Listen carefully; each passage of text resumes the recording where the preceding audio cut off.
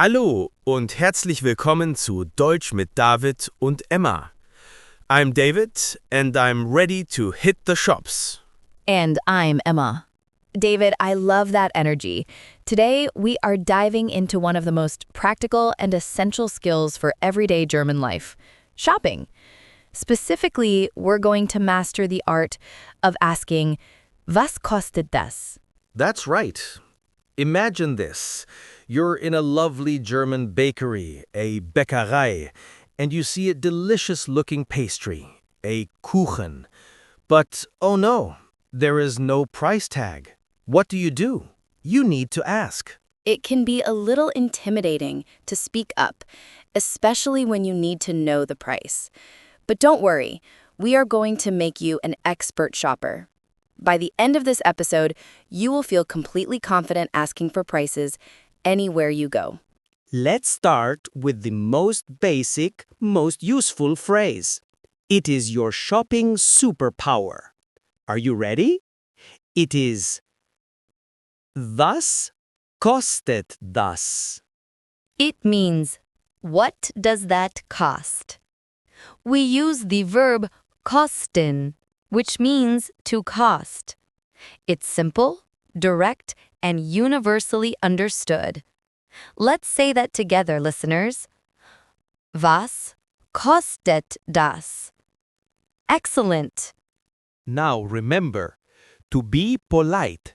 In German, politeness is key. Always start with a friendly greeting. So, you would walk up to the salesperson and say, Guten Tag, was kostet das? See? Easy and polite. Exactly.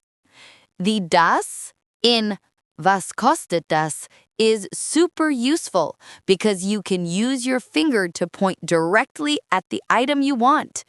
So you don't even need to know the name of the object yet. Point and ask. It is a beautiful shortcut. But what if you are buying more than one thing? Or what if you are pointing to plural items? You can't use das anymore. Das is for singular things. That's a great point, David. If you are asking about multiple items, like a basket of apples, Äpfel, you need to say, Was kosten die? Listen closely to the difference. For one item, was kostet das? The verb kosten has the ending k. For many items, was kosten die? The verb kosten now has the ending n. This is a little grammar detail, but it's so important for sounding correct. Was kostet das? It costs. Was kosten die? They cost. Don't let the grammar scare you. Just repeat these two phrases until they feel natural. You are learning so quickly. Now, let's get a bit more specific. Instead of just pointing, maybe you want to ask about a specific item by name. This shows you know your German vocabulary. Yes, this is a fantastic next step. Let's use the example of a shirt, a hemd. The question structure is still simple. You would say, Was kostet das Hemd? The structure is Was kostet plus the item. So if you want to buy a pair of shoes, Schuhe, you would ask, Was kosten die Schuhe? Remember, Schuhe is plural, so we use kosten with the n ending. And let's not forget about a nice, warm jacket, a Jacke. Since Jacke is singular, We say, Was kostet die Jacke? You are swapping out das or die with the actual noun. You are already level A2 shoppers. Now, sometimes you don't want to ask about what it costs, but how much it costs. It's a very slight, subtle difference, but it's another great phrase to know. This phrase is, Wie viel kostet das? The phrase, wie viel, literally means how much. It is often used interchangeably with Was kostet das? It is a beautiful alternative. I love this one. Wie viel kostet das?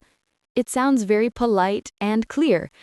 So you are in the market and you see a lovely flower, a Blume. You can say, Entschuldigung, wie viel kostet die Blume? Using Entschuldigung before your question is also a great tip for politeness. It means, excuse me. It is a perfect way to start your question when you approach a busy salesperson. Speaking of politeness, what if you are holding something in your hand? You don't need to say das or point anymore. You can ask about the item in your hand. Oh, that's smart. You would use the word es for it. So the question becomes, Was kostet es? Or, Wie viel kostet es? Yes, you are holding a bag of coffee, Kaffee, and you ask, Entschuldigung, was kostet es? The person knows you mean the coffee in your hand. It's a wonderfully direct and efficient way to ask. And let's practice the response. The salesperson might say, Es kostet 5 Euro. That means it costs 5 euros. The number and the currency. Listen closely for those two things.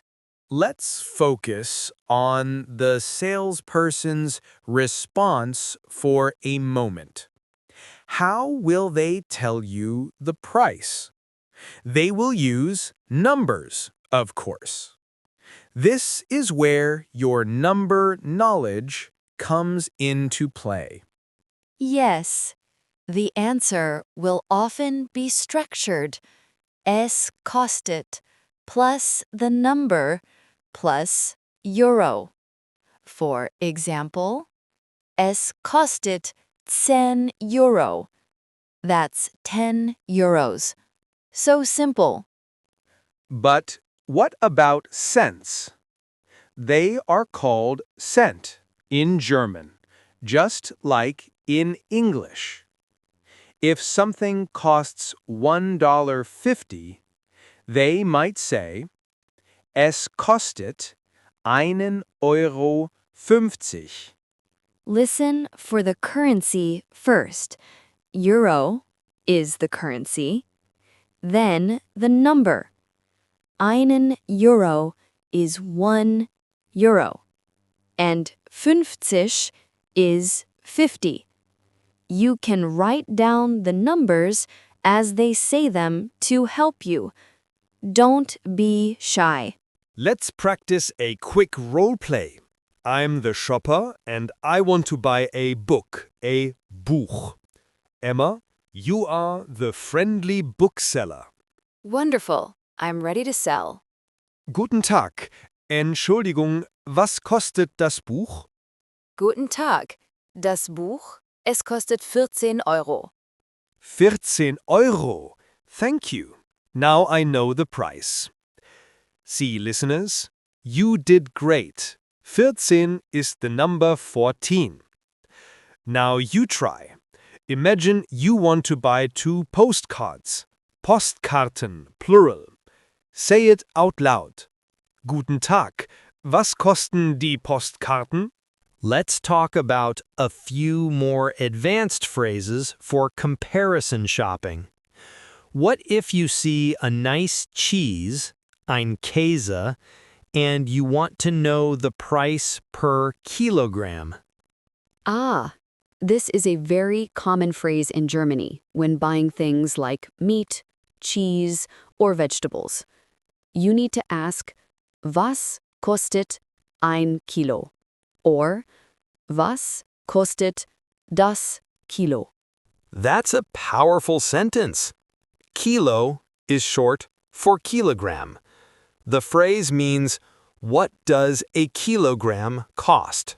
You are getting so good at this practical German. And let's not forget about a common mistake. Sometimes learners ask, Wie viel Euro? This is technically understandable, but it's not the natural German way. Stick to Was kostet das? Or Wie viel kostet das? Item, multiple items, and even how to use the phrase wie viel. You are now a competent German shopper.